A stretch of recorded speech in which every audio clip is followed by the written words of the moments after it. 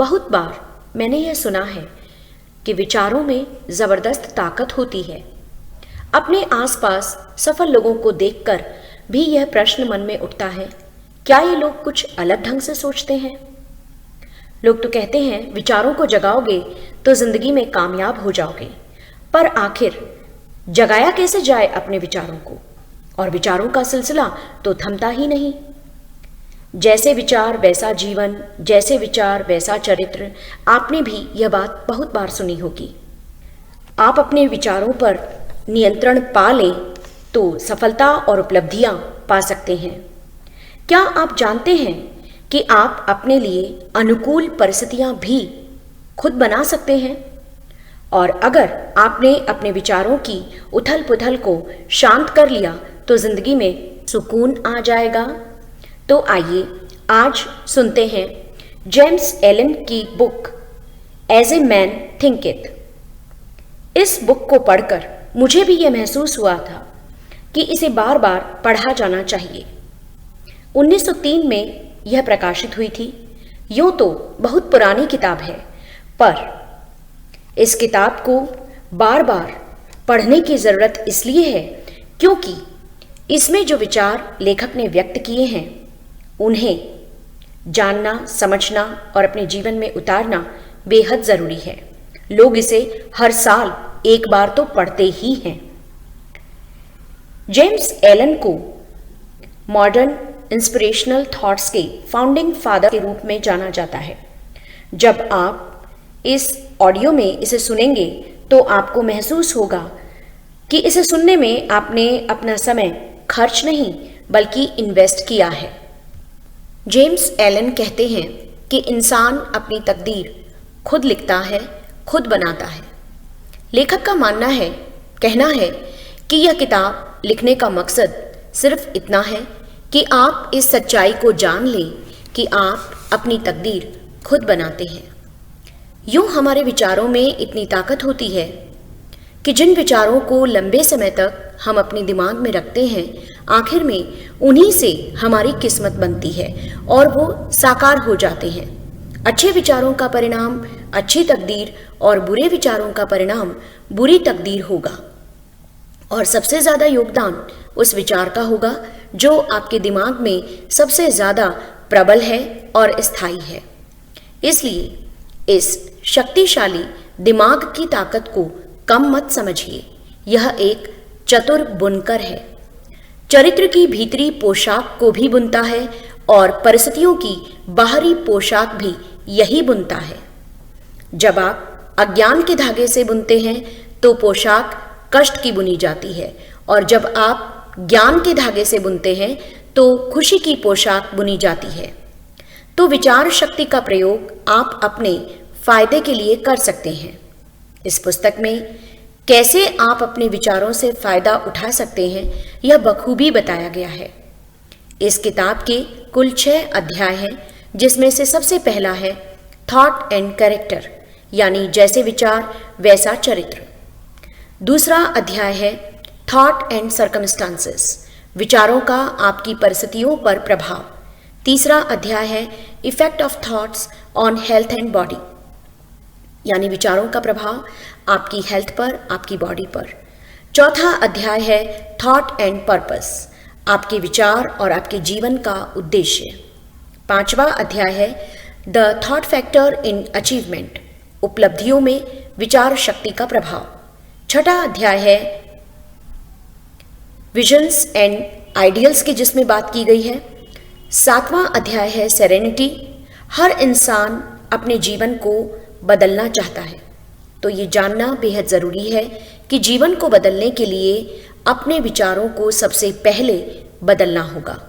जब तक आप विचारों में परिवर्तन नहीं लाएंगे तब तक जीवन को नहीं बदल पाएंगे।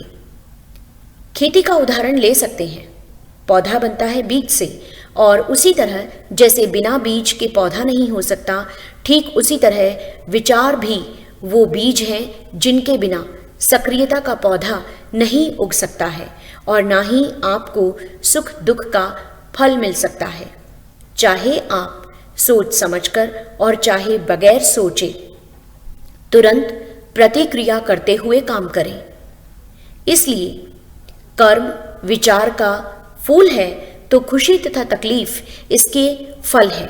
इस तरह से मनुष्य अपने विचारों के जैसे बीज बोता है वैसे ही उसी के अनुरूप ही मीठी या कड़वी फसल काटता है। जैसे बैल के पीछे गाड़ी खींची चली आती है, ठीक वैसे ही अगर मन में बुरे विचार होते हैं तो उस व्यक्ति के जीवन में कष्ट भी खिंचा चला आता है, और अगर उसके विचार अच्छे हैं, पवित्र हैं, तो खुशी खिंची चली आएगी। जिस तरह से उसके साथ छाया बनी रहती है। विकास करना मनुष्य का स्वभाव है, क्योंकि मनुष्य स्थिर रहने वाला नहीं है। हम जानते हैं कि कारण और परिणाम इस संसार का अद्भुत नियम है, और यह नियम अटल है, अटूट है। आप अपने भाग्य के मालिक हैं। मनुष्य खुद ही ऐसे औजार बनाता है जो उसके लिए खुशी का, शक्ति का दैवीय महल बना सकते हैं, और सही विचारों को चुनकर सही तरीके से काम करके इंसान उस पूर्णता की तरफ बढ़ता है जहां तक पहुंचने के लिए उसे इस दुनिया में भेजा गया था। वहीं गलत विचार चुनकर और उनके अनुसार काम करके इंसान जानवर के स्तर तक गिर जाता है। इन दोनों एक्सट्रीम्स के बीच में भी मनुष्य चरित्र के कई भेद होते हैं। कई मनोवैज्ञानिक सच्चाइयों में से एक आत्मविश्वास बढ़ाने वाली सच्चाई यह है कि मनुष्य अपने चरित्र का सांचा खुद ही गढ़ता है। वह अपने विचारों का मालिक है, अपनी परिस्थितियों को शेप देने वाला है, अपने एनवायरनमेंट को शेप देने वाला है, और अपनी डेस्टिनी को भी खुद ही तय करने वाला है। यानी हर परिस्थिति में चाबी इंसान के हाथ में है। वो खुद ट्रांसफॉर्म कर सकता है, रीजनरेट कर सकता है। सबसे कमजोर परिस्थितियों में भी वह खुद अपना स्वामी होता है, पर कमजोर परिस्थितियों में, इन परिस्थितियों में वह मूर्ख स्वामी होता है, यानी जो अपने ही घर का संचालन ठीक से नहीं कर सकता। और जब वह एक बुद्धिमान मालिक बनता है जो कि अपनी शक्ति को, बुद्धि को, अपने विचारों को उपयोगी क्षेत्रों में लगाता है, ऐसा मालिक एक कॉन्शियस मास्टर होता है। जब वह अपने भीतर विचारों के नियम की खोज कर लेता है, जो कि पूरी तरह से प्रयोग पर, अपने खुद के विश्लेषण पर, अनुभव पर निर्भर करती है। और खोजते रहने से ही तो सोना और हीरे मिले हैं। इस तरह से इंसान भी खुद से जुड़ी हर सच्चाई को खोज सकता है अगर वो गहराई तक खुदाई करे तो। अगर इंसान अपने विचारों को धैर्य के साथ देखे, उन पर नियंत्रण करे और उन्हें सुधारे, अपने आप पर उनका प्रभाव देखे, दूसरों पर उनका प्रभाव देखे, अपनी जिंदगी पर, परिस्थितियों पर उनका प्रभाव देखे, कारण और परिणाम देखे, और अपनी हर एक अनुभूति को, अनुभव को यूटिलाइज करे। इंसान जो चाहता है, मांगता है, वो उसे पा ही लेता है। केवल सब्र, अभ्यास और निरंतर संकल्प के द्वारा मनुष्य ज्ञान के मंदिर में प्रवेश कर सकता है। दूसरे अध्याय में जेम्स ने बात की है विचारों के प्रभाव की मनुष्य की परिस्थितियों पर। इंसान के दिमाग को एक बगीचे की तरह देखा जा सकता है, जिसे बुद्धिमानी से तैयार किया जाए या फिर अनियंत्रित तरीके से उसके हाल पर छोड़ दिया जाए। आप तैयार करें या ना करें, परिणाम जरूर पाएंगे। अगर आप उपयोगी बीज नहीं डालेंगे तो बगीचे में खरपतवार उगेगी, और एक समय ऐसा आएगा जब यह पूरे बगीचे पर अपना अधिकार जमा लेगी। इस संसार में बुरी चीजें बड़ी आसानी से पास आ जाती हैं, लेकिन अच्छी चीजों को अपने करीब लाने के लिए बहुत मेहनत करनी पड़ती है। जैसे अच्छी आदतों को अपनाने में बहुत समय लगता है। इसलिए यह तो गांठ बांध ही लेना चाहिए कि अपने थॉट्स को अच्छा बनाए बिना आप अपनी सर्कमस्टांसेस को अच्छा नहीं बना सकते, बेहतर नहीं बना सकते। जैसे माली योजना बनाकर अपने बगीचे को खरपतवार से मुक्त रखता है, अपनी पसंद के फूल उगाता है, उसी तरह इंसान को भी अपने दिमाग रूपी बगीचे की लगातार देखभाल करनी चाहिए और उसमें से गलत, बेकार, अशुद्ध विचारों को निकाल देना चाहिए और सही तथा उपयोगी और शुद्ध विचारों रूपी फूलों को आखिर तक ध्यान से रखना चाहिए। इस पूरी प्रक्रिया के दौरान इंसान यह जानने लगता है कि वह अपने जीवन का निर्देशक है, डायरेक्टर है, अपनी आत्मा का मास्टर गार्डनर भी है। बहुत ध्यान से सुनिएगा। इस प्रक्रिया के दौरान मनुष्य के सामने विचार का एक नियम प्रकट होता है। वह बहुत स्पष्टता से समझने लगता है कि किस तरह प्रबल मस्तिष्क और विचारों के तत्व उसके चरित्र, परिस्थितियों और तकदीर को आकार देते हैं। लेखक कहते हैं कि विचार और चरित्र एक ही हैं।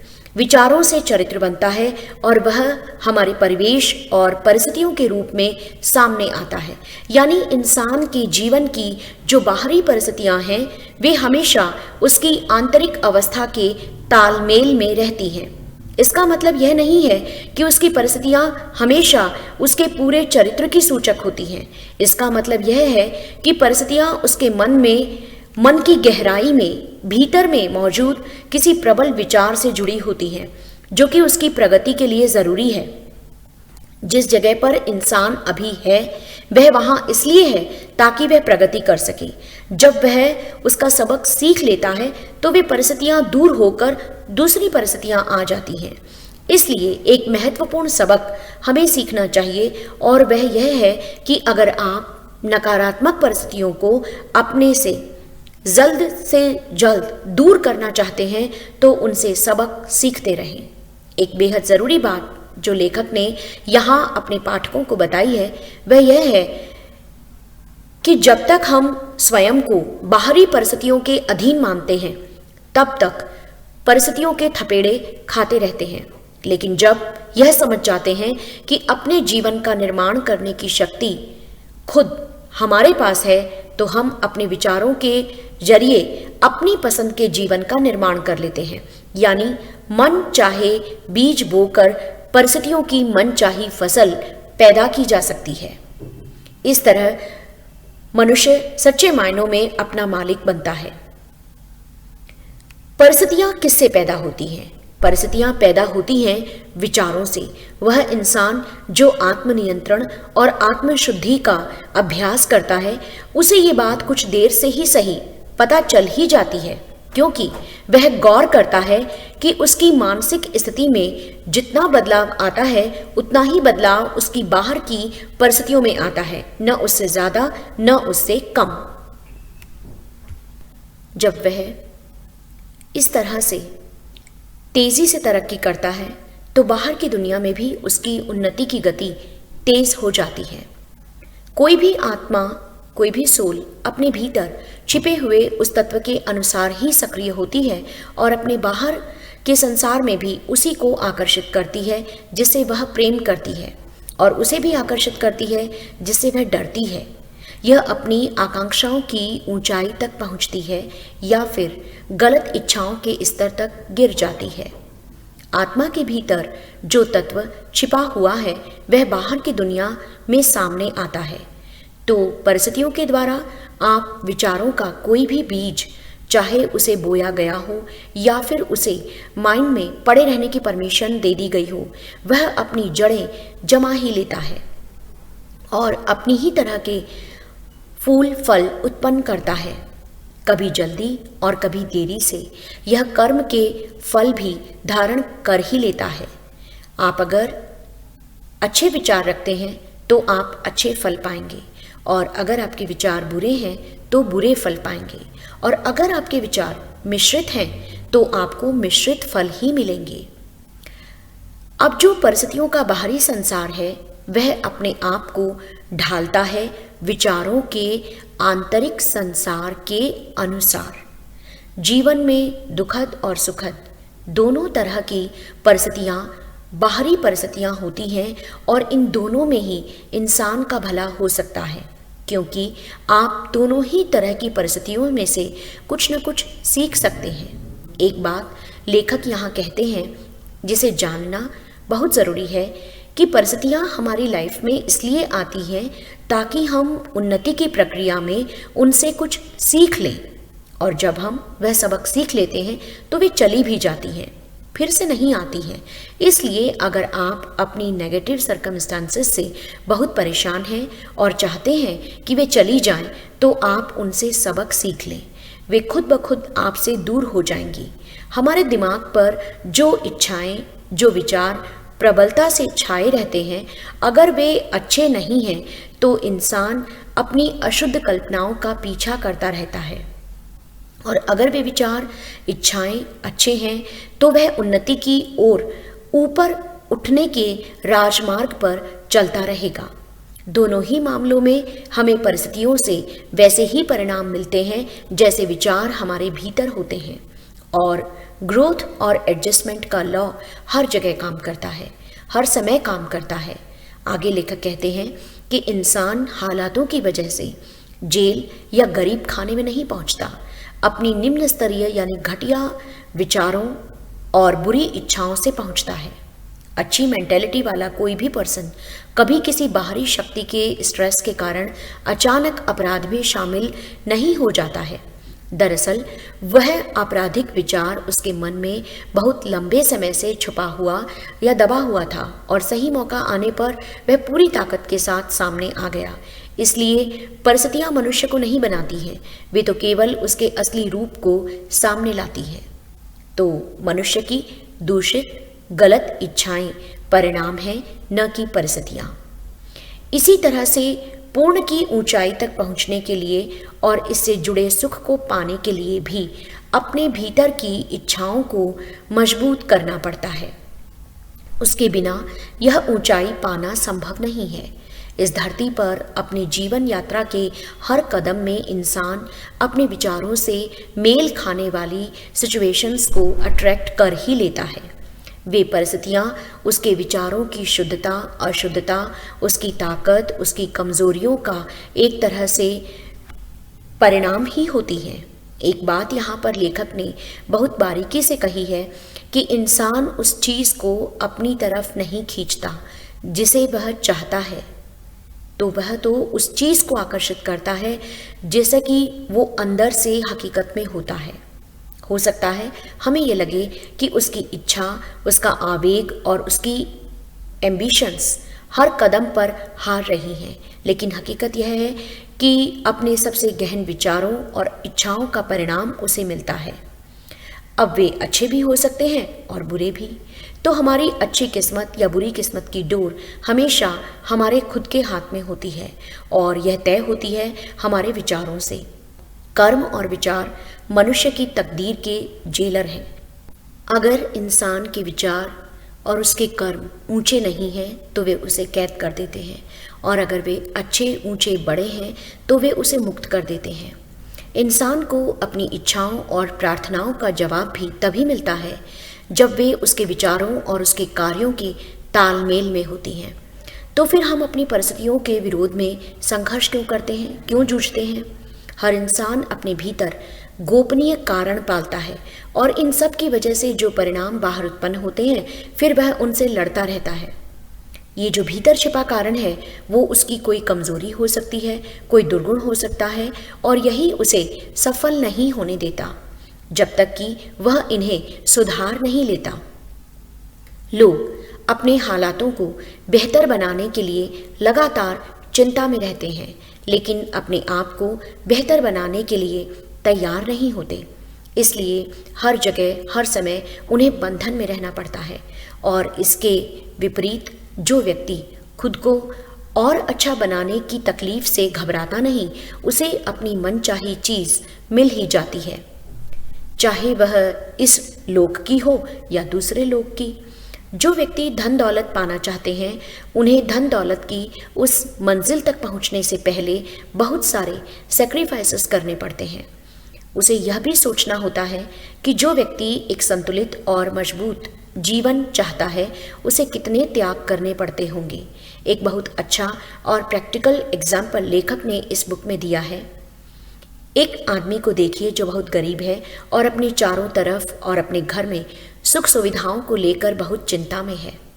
चिंता करता है, लेकिन अपनी नौकरी में वह काम चोरी करता है, अपने मालिक को भी धोखा देता है और वह यह मानता है कि अगर मालिक वेतन कम दे रहा है तो फिर तो धोखा देना, काम चोरी करना पूरी तरह से जायज़ है।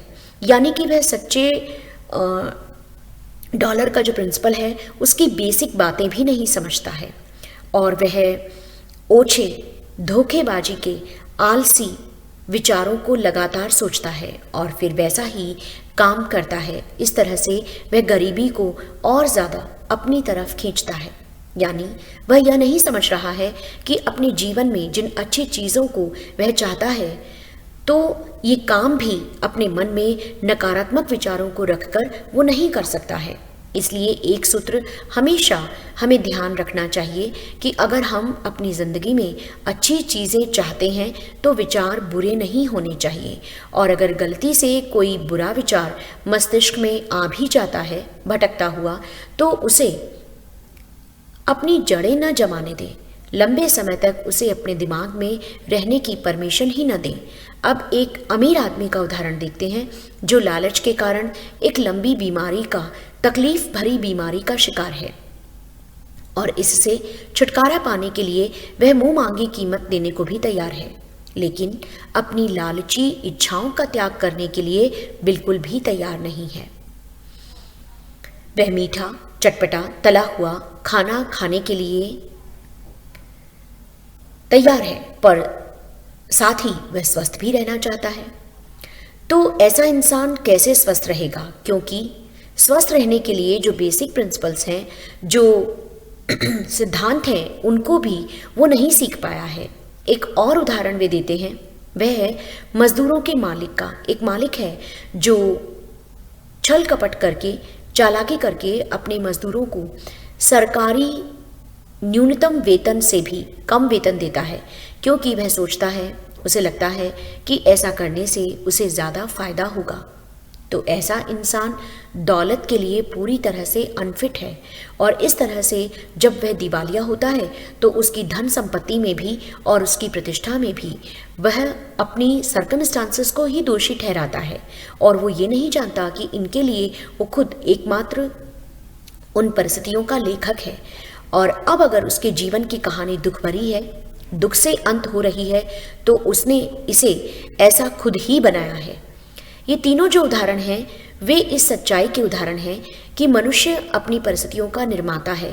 हाँ, इस काम को करता वो अचेतन रूप से है, भले ही उसका उद्देश्य अच्छा हो, लेकिन इस अच्छे उद्देश्य को पाने के रास्ते में उसने रुकावटें खुद ही खड़ी कर ली हैं। वह ऐसे विचारों को, ऐसी इच्छाओं को लगातार बढ़ावा देता है जो कि उसके गोल से मैच नहीं होती हैं, इसलिए वह अपने ऊंचे अच्छे गोल को हासिल नहीं कर पाता है। इस तरह के बहुत सारे उदाहरण बताए जा सकते हैं और हम इन्हें अपने जीवन में आसानी से देख भी सकते हैं।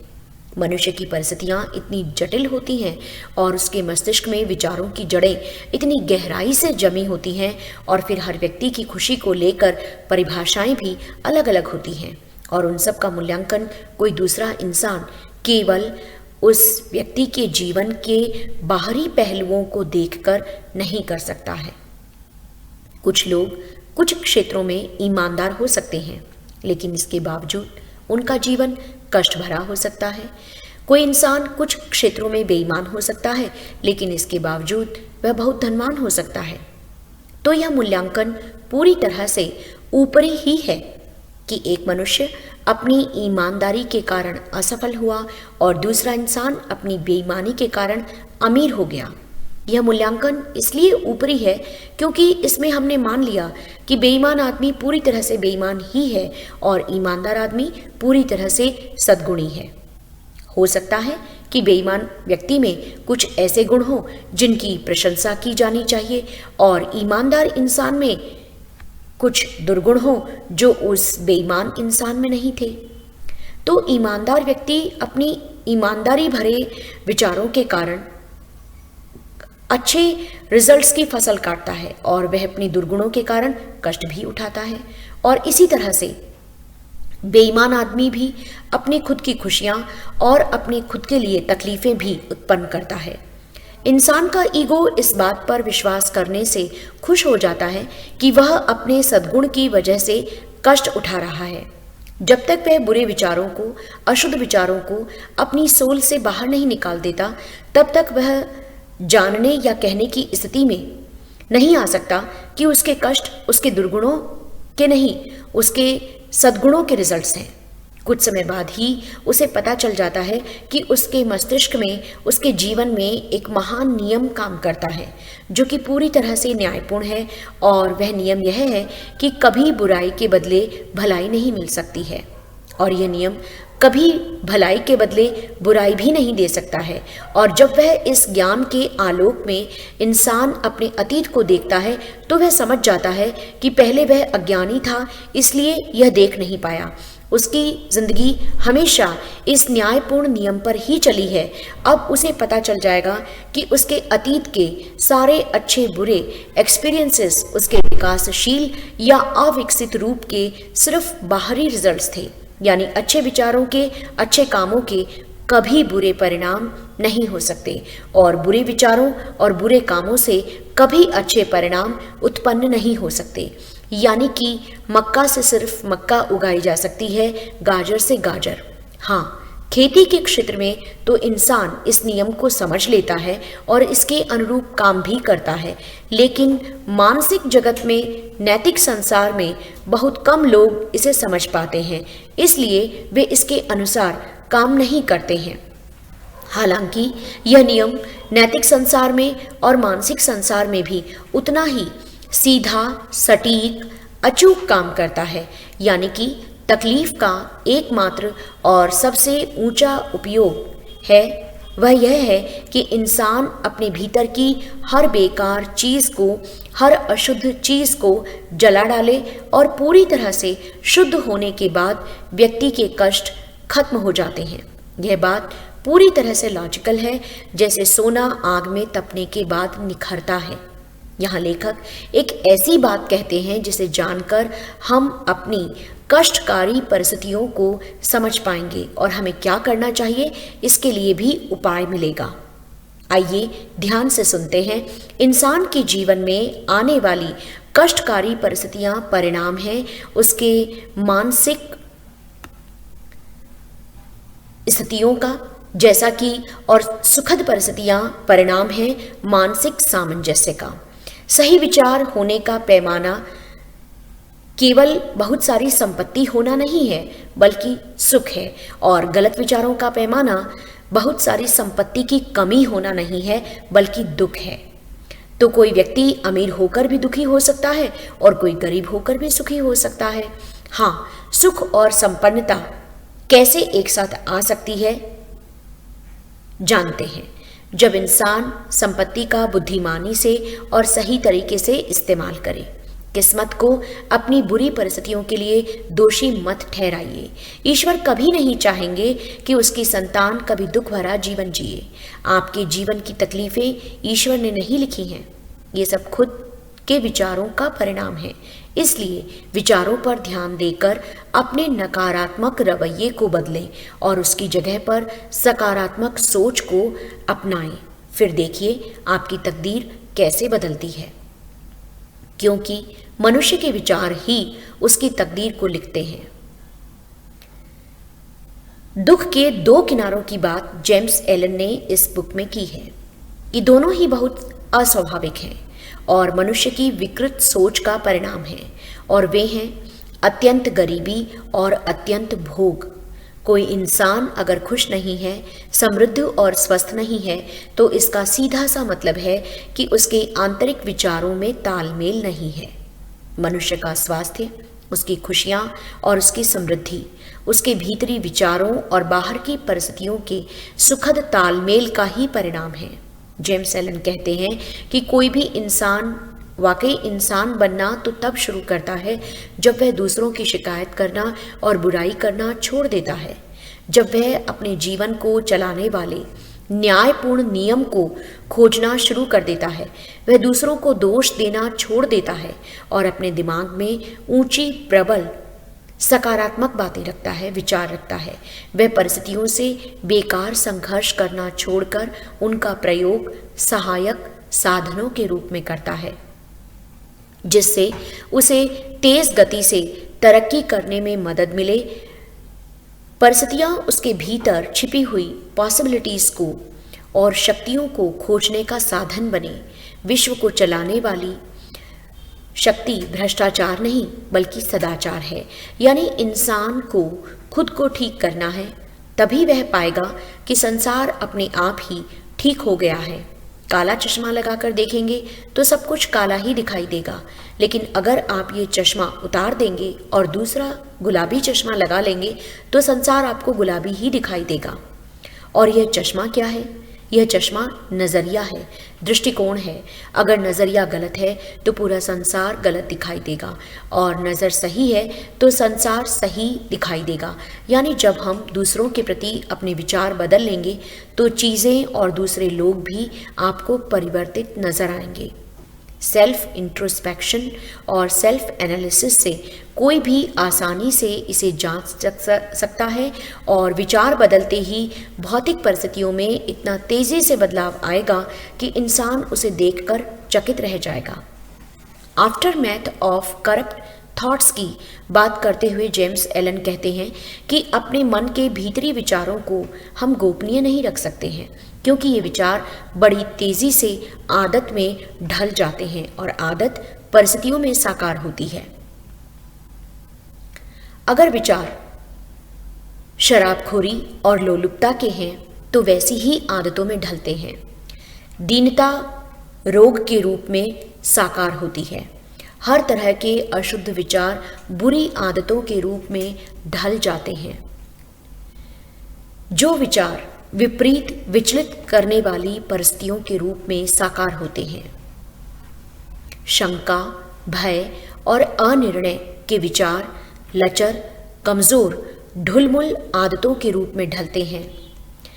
गरीबी, असफलता, गुलामी की परिस्थितियों के रूप में साकार हो जाते हैं।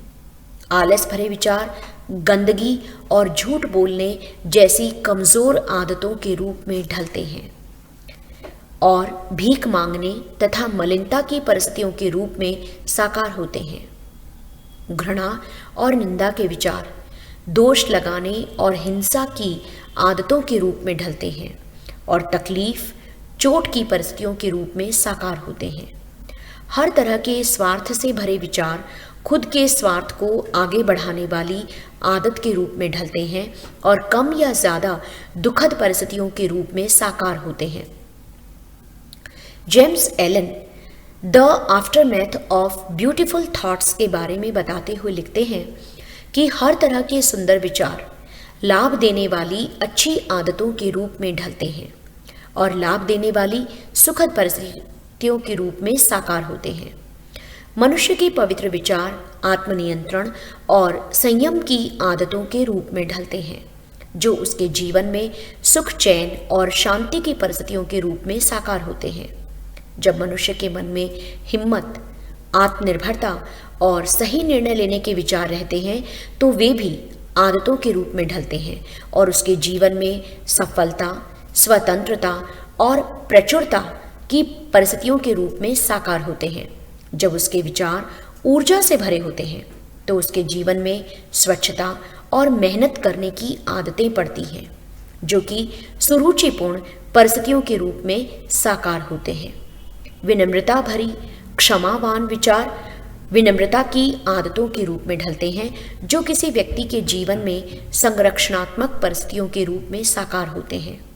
जब मनुष्य के मन में प्रेम और निस्वार्थ के विचार होते हैं तो दूसरों के लिए खुद को भूलने की आदतों के रूप में ढलते हैं, और सच्ची, अचूक तथा स्थायी संपन्नता की परिस्थितियों के रूप में साकार होते हैं। विचार कैसा भी हो, अच्छा या बुरा, अगर उसके बहाव में लगातार बहा जाए तो चरित्र में और परिस्थितियों में इसके परिणाम जरूर उत्पन्न होंगे। ऐसा होना निश्चित है।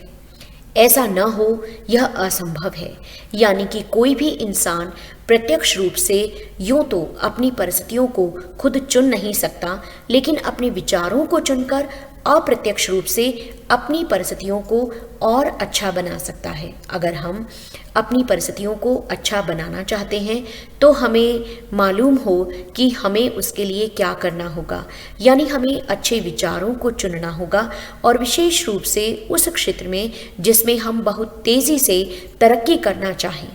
अगर हमें दौलत चाहिए तो दौलत के बारे में अच्छे पॉजिटिव थॉट्स हों।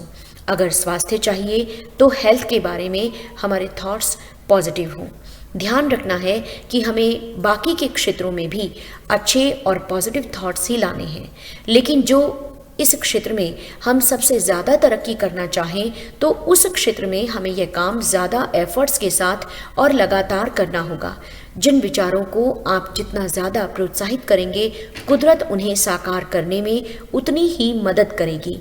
कुदरत उस व्यक्ति के सामने ऐसे अवसर पेश करेगी जिससे कि उसके वो प्रबल विचार ऊपरी सतह पर आ जाए।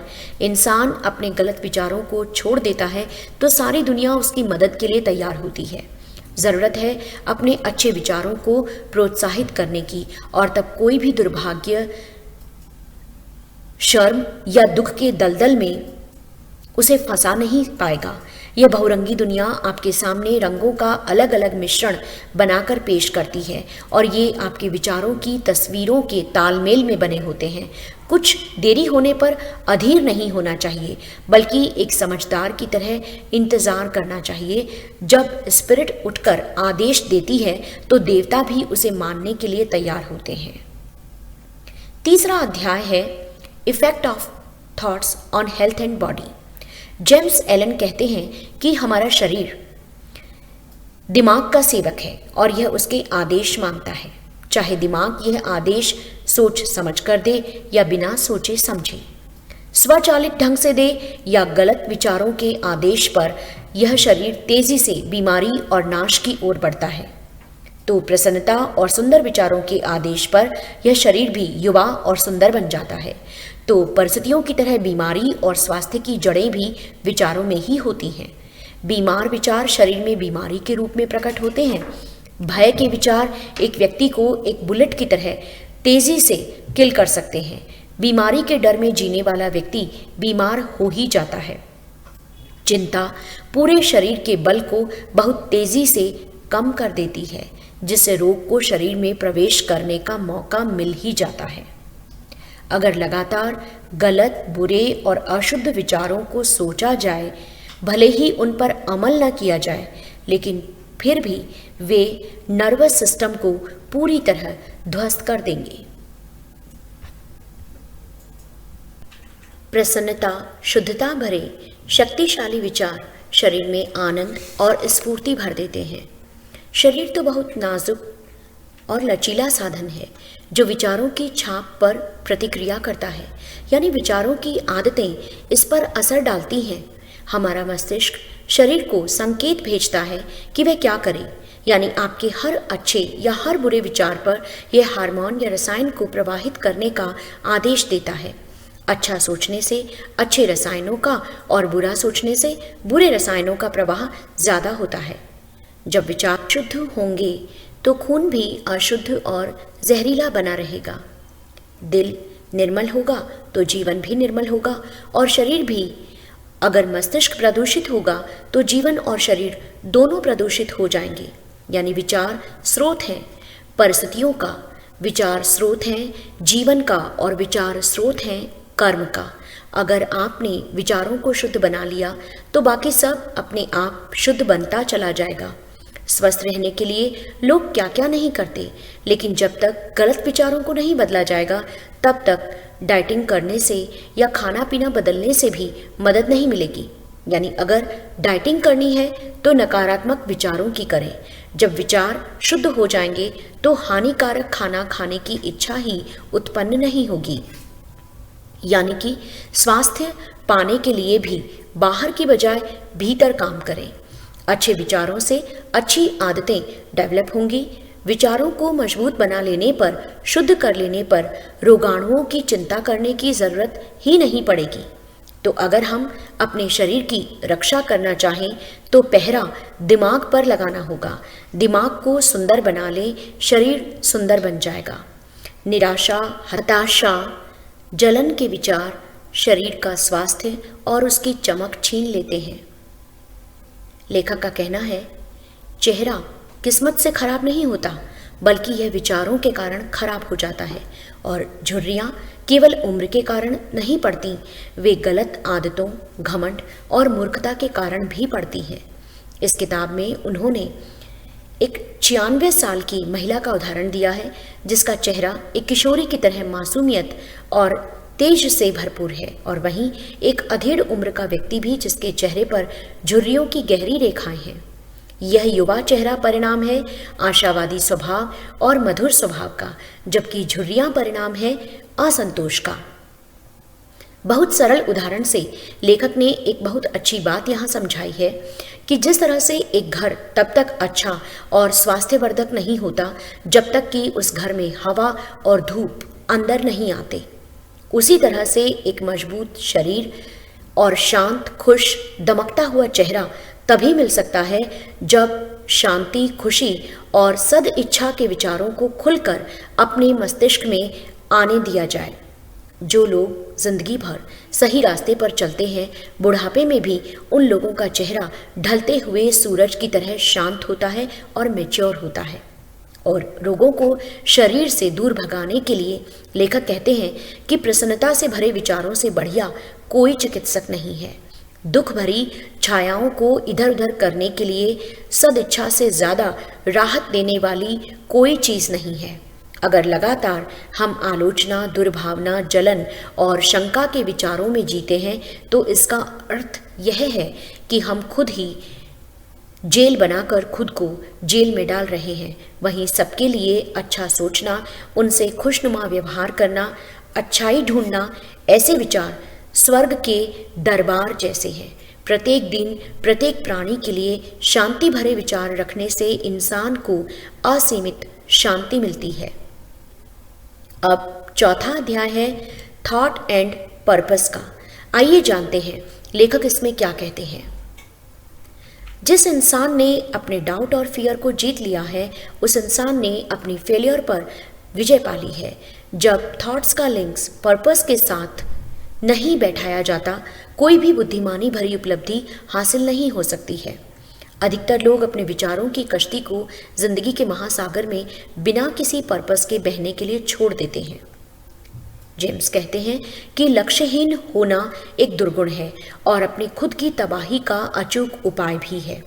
जो इंसान तबाही से बचना चाहता है, उसे निरुद्देश्य बहना पसंद नहीं होता, और जिन लोगों के जीवन का कोई केंद्रीय उद्देश्य नहीं होता, वे बहुत छोटी छोटी तकलीफों, चिंताओं, डर आदि का बड़ी ही सरलता से शिकार हो जाते हैं, और ये निश्चित रूप से दुख, असफलता तथा हानि की तरफ ले जाते हैं। यह संसार सर्वाइवल ऑफ द फिटेस्ट वाला है, तो शक्तिशाली बनना ही होगा, और आपका सही उद्देश्य आपको शक्तिशाली बना भी देता है। इसलिए हर एक को एक सही उद्देश्य रखते हुए उसे हासिल करने में लग जाना चाहिए, और उसी लक्ष्य को अपने सभी विचारों का सेंटर पॉइंट बना लेना चाहिए। यह स्पिरिचुअल हो सकता है, यह कोई वर्ल्डली ऑब्जेक्ट हो सकता है, लेकिन लगातार उसी पर अपने विचारों को केंद्रित करना चाहिए और पूरी तरह से उसके प्रति समर्पित भी होना चाहिए। अपने विचारों को अल्पकालिक इच्छाओं, कल्पनाओं में भटकने की आज्ञा न दें। यह सेल्फ कंट्रोल और ट्रू कंसंट्रेशन के लिए रॉयल रोड है। इस दौरान भले ही बार बार नाकामयाबियां मिले, लेकिन जो कैरेक्टर स्ट्रेंथ उसे मिलेंगे वही उसकी सच्ची सफलता का पैमाना होंगी, और भविष्य की विजय के लिए तथा शक्ति के लिए यह एक स्टार्टिंग पॉइंट बन जाएगी। कुछ लोगों को लगता है कि किसी महान लक्ष्य के लिए वे तैयार नहीं हैं, तो उन्हें अपना फोकस केंद्रित करना चाहिए अपने कर्तव्य के पालन पर। चाहे वह काम कितना भी महत्वहीन दिख रहा हो, लेकिन सिर्फ इसी तरह से वे अपने विचारों को एक जगह पर केंद्रित कर सकते हैं, और इस तरह से वे अपने भीतर ऊर्जा और संकल्प विकसित कर सकते हैं। जब एक बार इसकी आदत पड़ जाती है, तब फिर इसके बल पर आप संसार में सब कुछ हासिल कर सकते हैं, यानी फोकस्ड होकर अपनी मनचाही चीज़ हासिल की जा सकती है। एक समय में एक एक करके एक वीकेस्ट सोल अपनी वीकनेस जान सकती है और इस बात पर वह यकीन भी रखती है कि स्ट्रेंथ केवल एफर्ट और प्रैक्टिस से डेवलप की जा सकती है। और फिर कोशिश, पेशेंस और स्ट्रेंथ के बल पर वह दैवीय शक्ति हासिल कर लेती है। जैसे कोई व्यक्ति कमज़ोर है तो सही तरीके से और पेशेंस के साथ ट्रेनिंग देकर वह अपने आप को शक्तिशाली बना लेता है, उसी तरह से कमज़ोर विचारों वाला व्यक्ति भी सही सोच का व्यायाम करके खुद को ताकतवर बना लेता है।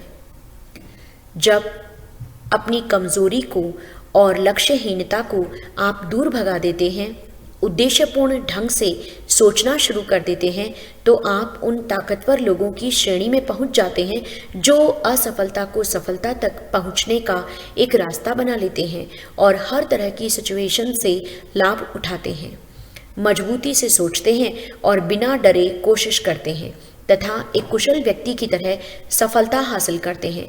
इसलिए अपना लक्ष्य तय करने के बाद इंसान को अपने मस्तिष्क में इस लक्ष्य को तय करने के लिए, हासिल करने के लिए एक सीधा रास्ता तय कर लेना चाहिए, फिर इधर उधर नहीं देखना चाहिए। जैसे अगर आपको पूर्व दिशा में जाना है तो पश्चिमी दिशा में देखने की ज़रूरत नहीं है और अपने अतीत पर अफसोस भी नहीं करना चाहिए या फिर उसकी याद में नहीं रोना चाहिए। आपको नहीं देखना चाहिए कि किस दिशा की तरफ सड़क ज़्यादा अच्छी दिख रही है। आप अपनी चुनी हुई सड़क पर यानी अपने लक्ष्य की तरफ जाने के लिए ही आगे तक देखें, इधर उधर नहीं देखें। जैसे घोड़े की आंखों पर अगल बगल में पट्टी बांध दी जाती है ताकि वह इधर उधर देखकर विचलित न हो, बल्कि सामने की तरफ चलने पर ही अपना ध्यान लगाए। जो भी डर, जो भी शंकाएं मन में आती हैं, उन्हें मजबूती से दूर कर दें, क्योंकि ये वो तत्व हैं जो कोशिश करने की सीधी रेखा को छोड़ देते हैं और उसे टेढ़ा मेढ़ा तथा बेकार बना देते हैं। डर और शंका के विचारों से भरकर कभी कोई चीज़ नहीं पाई जा सकती, क्योंकि ऐसे विचार हमेशा असफलता की तरफ ले जाते हैं और तब ऊर्जा तथा काम करने की ताकत और शक्तिशाली विचार रुक जाते हैं। अगर मन में कोई शंका है तो इसका सीधा सा साफ सा मतलब है कि या तो खुद पर भरोसा नहीं है या ईश्वर पर विश्वास नहीं है। आत्मविश्वास कम होने पर आप ज़्यादातर समय दुविधा में रहेंगे और यही सोचेंगे कि मैं उस काम को कर पाऊंगा या नहीं। अगर आप डरते हैं तो इसका मतलब है कि आप उस काम को आधे अधूरे दिल से करेंगे और आधी अधूरी ताकत से भी, क्योंकि आपको डर है कि कहीं आप गलत तो नहीं। और इस तरह से डर तथा शंकाएं एकाग्रता के दुश्मन हैं, वे आत्मविश्वास के भी दुश्मन हैं। जब तक यह दुश्मन आपके दिमाग में डेरा डाले रहेंगे, यानी डर और शंका जब तक दिमाग में जमे रहेंगे, तब तक अपने लक्ष्य तक पहुंचने के लिए पूरी ताकत और एकाग्रता से आप कोशिश नहीं कर पाएंगे।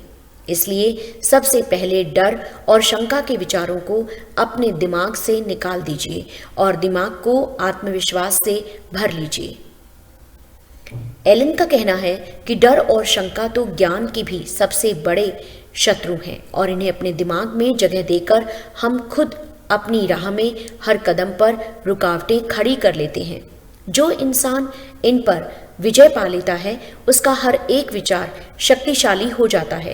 वही अपने उद्देश्यों के बीज सही वक्त पर बोता है और उनके फल असमय धरती पर नहीं गिरते। साहसिक विचारों में सृजन करने की शक्ति होती है और जो इस बात को जानता है वह अपने भटकते हुए विचारों और अनुभूतियों से ज़्यादा ऊंचा और ताकतवर बनने के लिए तैयार होता है।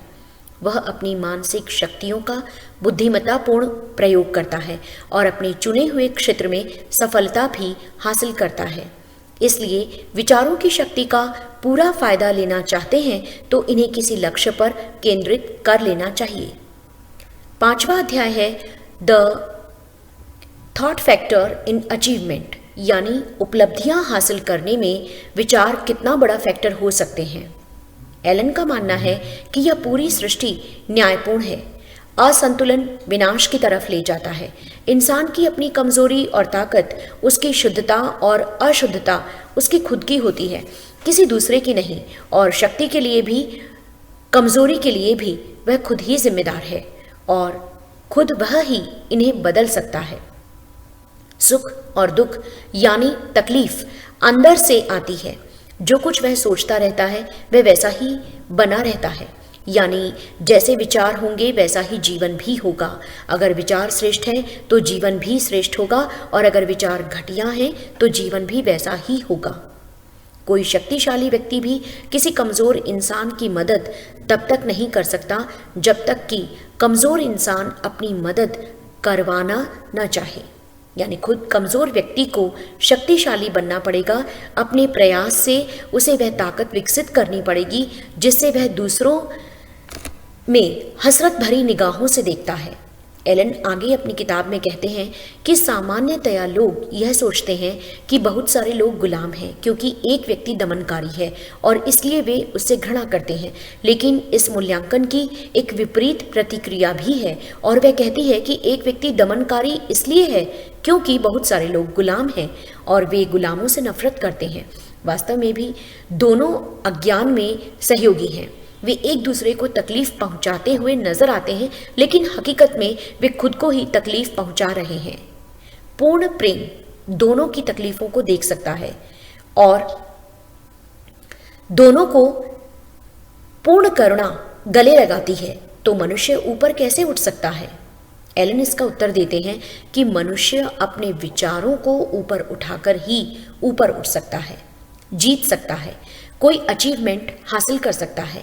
अगर वह ऐसा करने से इनकार करता है तो खुद को कमज़ोर और दुखी अवस्था में ही रखेगा, और यह चुनाव पूरी तरह से खुद पर ही निर्भर करता है। सफल होने के लिए भी कम से कम एक पाशविकता और स्वार्थ के हिस्से का तो त्याग करना ही होगा। पशुओं की तरह भोगवादी विचारों वाले लोग न तो स्पष्टता से सोच सकते हैं और ना ही कोई अच्छी योजना बना सकते हैं। वे अपने भीतर के संसाधन भी, रिसोर्सेज भी नहीं खोज सकते हैं, उन्हें डेवलप नहीं कर सकते हैं, और इसका रिजल्ट यह होता है कि हर काम में असफलता ही मिलती है। ऐसे लोग जो अपने विचारों पर काबू नहीं रख पाते, वे मामलों को नियंत्रित करने और बड़ी तथा गंभीर जिम्मेदारियां लेने की स्थिति में भी नहीं होते हैं। वे इंडिपेंडेंट होकर काम करने और अकेले खड़े रहने के लिए भी उपयुक्त नहीं होते। हाँ, किसी भी समय अपने विचारों को बदल सकते हैं, और जिस पर आप अपने विचारों को बदल लेते हैं, जिस समय आप अपने विचारों को बदल लेते हैं, आप अपने जीवन को भी बदल लेते हैं। एलन का कहना है कि त्याग के बिना कोई प्रोग्रेस, कोई अचीवमेंट पॉसिबल ही नहीं है। इंसान की सफलता भी इस बात से नापी जाती है कि वह अपनी दुविधा से भरे पार्श्विक विचारों को कितना छोड़ सकता है, वह अपने दिमाग को अपनी योजनाओं के विकास पर कितना केंद्रित करता है, और उसके संकल्प और आत्मनिर्भरता कितने मजबूत हैं। जितना ही वह अपने विचारों को ऊंचा उठाएगा उतना ही वह सफल होगा, सदाचारी होगा, और उसे उतनी ही बड़ी सफलता भी मिलेगी। उसकी अचीवमेंट्स स्थायी भी होंगी। यह सृष्टि लालची, बेईमान और पापियों का साथ नहीं देती है। हालांकि कई बार ऊपरी तौर पर हमें ऐसा लग सकता है, पर यह ईमानदार और भले लोगों की मदद करती है।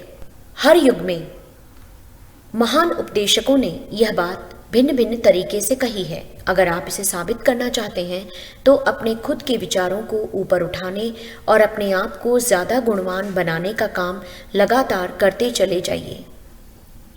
इंटेलेक्चुअल अचीवमेंट्स ऐसे विचारों का रिजल्ट है जो ज्ञान की खोज या प्रकृति और जीवन में सच्चाई और सुंदरता की खोज के प्रति समर्पित हैं।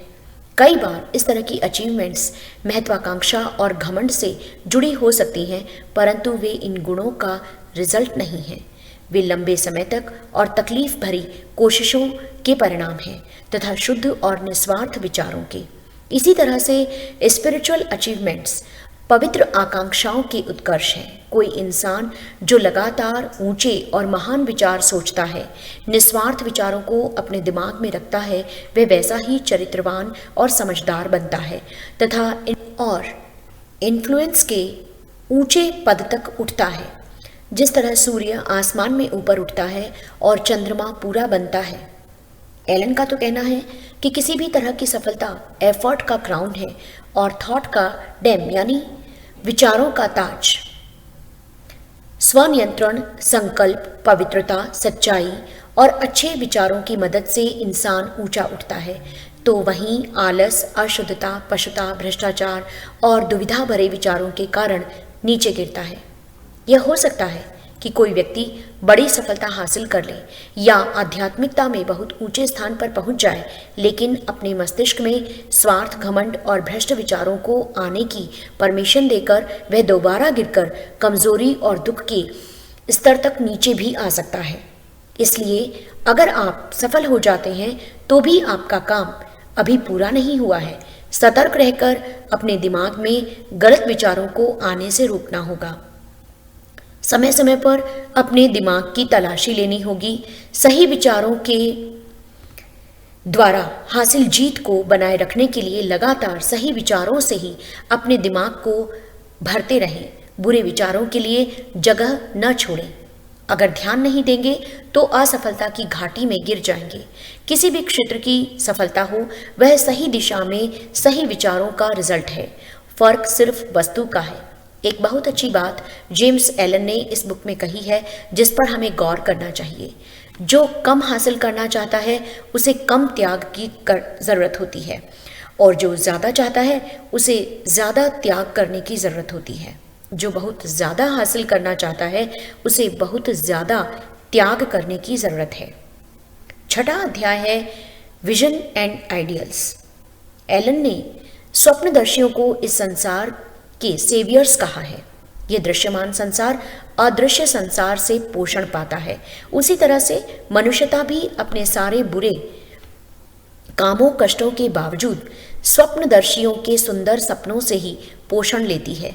यह उनकी बदौलत ही जीती है। मूर्तिकार, चित्रकार, कवि, पेंटर, संत सभी आफ्टर वर्ल्ड के बनाने वाले हैं। ये स्वर्ग के आर्किटेक्ट्स हैं। यह संसार के सुंदर होने का, बनने का कारण है। कोलंबस ने दूसरी दुनिया खोजने का सपना देखा था और आखिर में उसने इसे ढूंढ ही लिया। कोपरनिकस ने भी ज्यादा बड़े ब्रह्मांड का सपना देखा था और आखिरकार उन्होंने भी इसे ढूंढ लिया। गौतम बुद्ध ने पूर्ण शांति और सौंदर्य के आध्यात्मिक जगत का सपना देखा था और उन्होंने इसमें प्रवेश किया। लेखक कहते हैं कि उस संगीत की सराहना करें जो आपके दिल के तार झंझना दे। उस सौंदर्य की भी तारीफ करें जिसमें आपके शुद्धतम विचार लिपटे हुए हैं, क्योंकि उन्हीं विचारों से सुखद परिस्थितियां पैदा होंगी। उन्हीं से स्वर्ग जैसा संसार बन पाएगा। उन्हीं के कारण आपकी मनचाही दुनिया आखिरकार साकार होगी। तो इच्छा करने का मतलब है हासिल करना और आकांक्षा करने का मतलब है पाना। सपना देखने का मतलब है कि आप मांग रहे हैं और बार बार सपना देखने का मतलब है कि आप बड़ी शिद्दत से इसे मांग रहे हैं, और लगातार सपना देखने का अर्थ है कि आप उस वस्तु को 100% शिद्दत से मांग रहे हैं और खुद को उस पर केंद्रित कर चुके हैं। इसलिए ऊंचे सपने देखें। एक न एक दिन हम अपने सपनों जैसा ही बन जाएंगे। हर बड़ी अचीवमेंट पहले एक सपना ही होती है।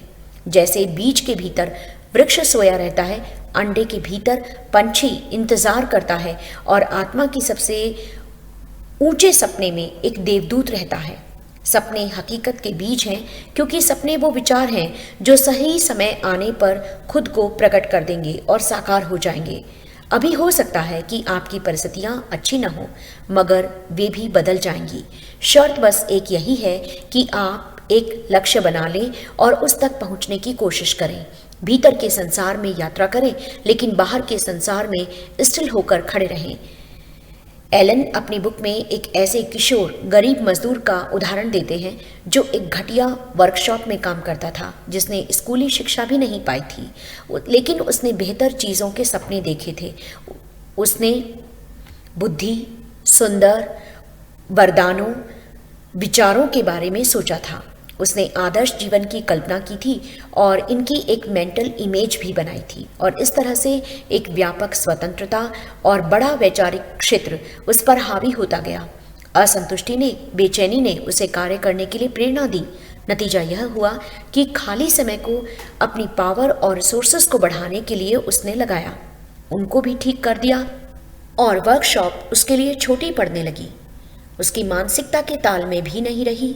बाहरी परिस्थितियां अगर विचारों के अनुरूप नहीं होती तो जीवन से उसी तरह चली जाती हैं जैसे किसी कपड़े को छोड़ दिया जाता है। वर्षों बाद वह किशोर एक बड़ा व्यक्ति बन गया।